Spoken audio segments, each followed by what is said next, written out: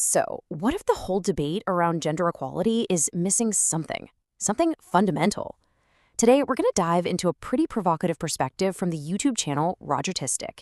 It really challenges some of the most common ideas about the roles of men and women in society.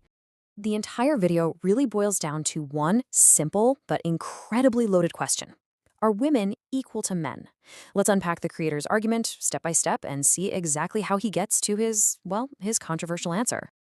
All right, so here's our roadmap. To really get his point of view, we've got to follow his logic. First, we'll look at the case for equality as he presents it. Then we'll get into his big counter-argument about so-called risky jobs, his own personal economic theory, and wrap it all up with his puzzle piece philosophy.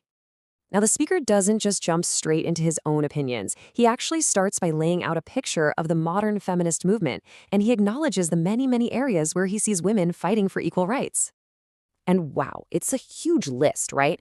This gives you a sense of the scale he's talking about. We're talking workplace, education, healthcare, politics, all the way to things like media representation and ending harmful practices. He lays all this out, but this is just setting the stage. Now let's see how he starts to challenge this very foundation. Okay, so after laying out that whole narrative, the speaker basically throws a wrench in the gears. He introduces a really controversial idea that challenges the whole notion of workplace equality.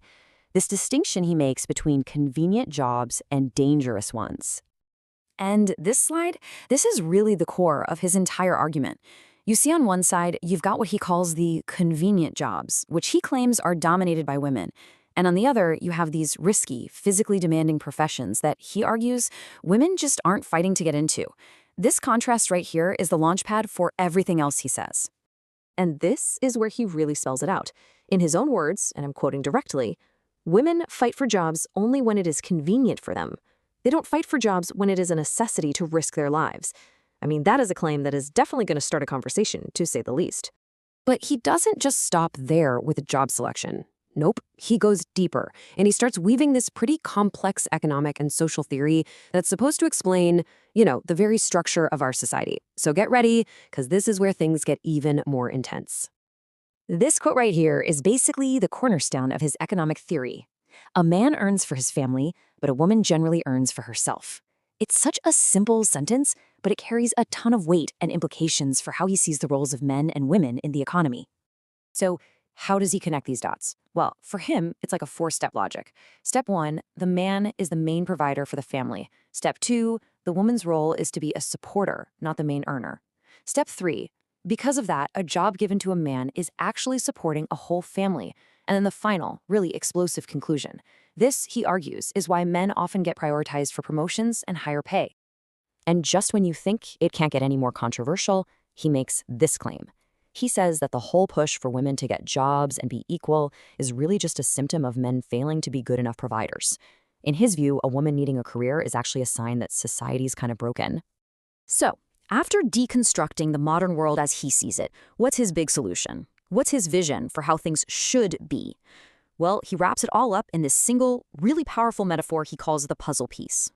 The puzzle piece idea is really the climax of his whole argument.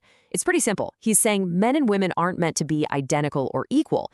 Instead, they're complementary. Like two puzzle pieces that are totally different shapes but fit together perfectly.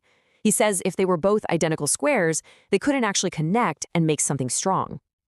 And that leaves us with his final kind of haunting thought. A world where men are encouraged to be kings, so women can be queens, each secure in their own very distinct roles.